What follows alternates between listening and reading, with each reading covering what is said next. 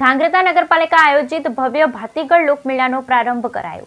One અને પર્યાવરણ મંત્રી મુળુભાઈ બેરાએ ધાંગ્રધા લોકમેળાનો પ્રારંભ કરાવ્યો। ધાંગ્રધા ખાતે 4 દિવસ લોકમેળાની રંગત શરૂ। ધાંગ્રધા નગરપાલિકા દ્વારા યોજવામાં આવ્યો ભાતીગળ મેળો આગામી 28 ઓગસ્ટ સુધી ચાલશે। આ મેળો લોકમેળાને ઉત્સવ તરીકે માણે તે જરૂરી। નગરપાલિકા દ્વારા શહેરમાં સેવાકીય કાર્ય કરનાર લોકોનું કરવામાં આવ્યું સન્માન।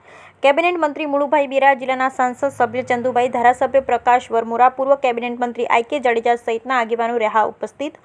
મેળામાં કોઈ અનિચ્છનીય ઘટના ન બને તે માટે પોલીસ તંત્ર દ્વારા કડક બંદોબસ્ત। હાલ સૌરાષ્ટ્રમાં મેળાની સિઝન શરૂ થઈ છે, ત્યારે સુરેન્દ્રનગરમાં પણ મેળા શરૂ થઈ રહ્યા છે। ત્યારે ધાંગ્રધામાં નગરપાલિકા દ્વારા આયોજિત લોકમેળાનો પ્રારંભ ગઈકાલે થયો હતો, જેમાં કેબિનેટ મંત્રી મુળુભાઈ બેરા ઉપસ્થિત રહ્યા હતા। જિલ્લાના સાંસદ સભ્ય ચંદુભાઈ સિહોરા, ધારાસભ્ય પ્રકાશ વરમોરા, પૂર્વ કેબિનેટ મંત્રી આઈ.કે. જાડેજા તેમજ નગરપાલિકા પ્રમુખ સહિતના આગેવાનો ખુલ્લો મૂકેલો હતો।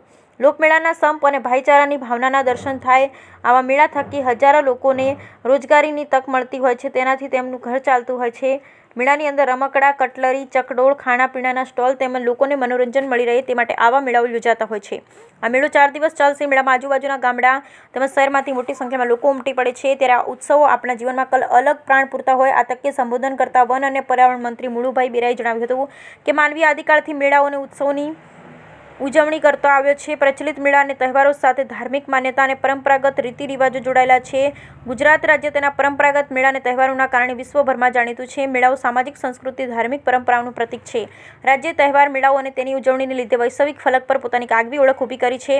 મેળાના મહત્વ વિશેની વાત કરતા વધુમાં તેમણે ઉમેર્યું હતું કે ગુજરાતની સાંસ્કૃતિક એકતાનો મૂળ લોક ઉત્સવ અને લોકમેળામાં પડેલ છે। દરેક મેળાનું સ્વરૂપ અને તેની પ્રવૃત્તિઓ અલગ અલગ હોય છે, પરંતુ મેળાઓનો મુખ્ય ઉદ્દેશ્ય આપણી સંસ્કૃતિનું જતન કરવાનો છે। મેળાઓમાં સામાજિક તથા આર્થિક હેતુઓ પણ જોડાયેલા છે। મેળામાં અનેક ચીજવસ્તુઓનું ખરીદ વેચાણ પણ થાય છે, જેનાથી સ્થાનિક ઉત્પાદકોને પણ મોટો ફાયદો થાય છે। વધુમાં તેમણે દરેક લોકોને જન્માષ્ટમીની શુભકામનાઓ પાઠવી મેળાને મન ભરીને માણવા જણાવ્યું હતું। કાર્યક્રમમાં નગરપાલિકાના પ્રમુખ તેમજ સુધરાઈ સભ્યો હાજર રહ્યા હતા। આજે આ મેળાને દીપ પ્રાગટ્ય કરીને ખુલ્લો મૂકવામાં આવેલ। કોઈ અનિચ્છનીય બનાવ ન થાય તે માટે સીસીટીવી કેમેરા રાખવામાં આવ્યા, સાથે પૂરતો પોલીસ બંદોબસ્ત પણ રાખવામાં આવેલ છે। ઉલ્લેખનીય છે, ધાંગ્રધાનો મેળો 4 દિવસનો હોય છે, એટલે આગામી 28 ઓગસ્ટ સુધી ચાલતો રહેશે। જોકે રાજ્યમાં વરસાદની આગાહીનું ગ્રહણ ધાંગ્રધાના મેળામાં પણ જોવા મળ્યું હતું। પ્રથમ દિવસે જ વરસાદ વિઘ્ન બન્યો હતો। મોડી રાત્રે પડેલા વરસાદને લીધે ઉપરવાસમાં નદીના પાણી આવવાની પાલિકા પ્રમુખ દ્વારા લોકોની સુરક્ષાને ધ્યાને લઈ બીજા દિવસે પણ બંધ રાખવામાં જાહેર કર્યો। Bureau report Hitesh Rajpara. આજે ધાંગ્રધા ખાતે ભવ્ય ભાતીગળ લોકમેળોનું આયોજન જે છેલ્લા 50 વર્ષથી થાય છે, એને ઉદ્ઘાટનનો કાર્યક્રમ હતો। હમણાં લોકમેળાનો શુભારંભ થયો। બરાબર મેળાના ટાઈમે વરસાદ પણ આજે અહીં છે, છતાં પણ લોકો આ ધાંગ્રધાનો જે ભવ્ય લોકમેળો થાય છે એમાં ખૂબ મન ભરીને આ મેળો માણશે। 4 દિવસ સુધીનો આ મેળો દર વર્ષે સાતમ આઠમના દિવસે ખૂબ લોકો અહીંયા આવતા હોય છે।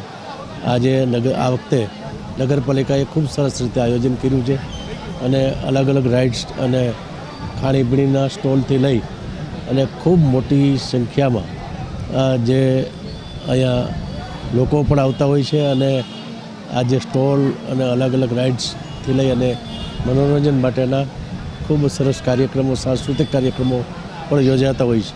તો આજના આ ભવ્ય લોકમેળા માટે હું બધાને ખૂબ ખૂબ શુભેચ્છા પાઠવું છું। આજે અહીંના સાંસદ, ધારાસભ્ય શ્રી આઈ.કે. જાડેજા સાહેબ અને અહીંના સિનિયર આગેવાનો, અધિકારીઓની ઉપસ્થિતિમાં આ લોકમેળાનો શુભારંભ કરવામાં આવ્યો।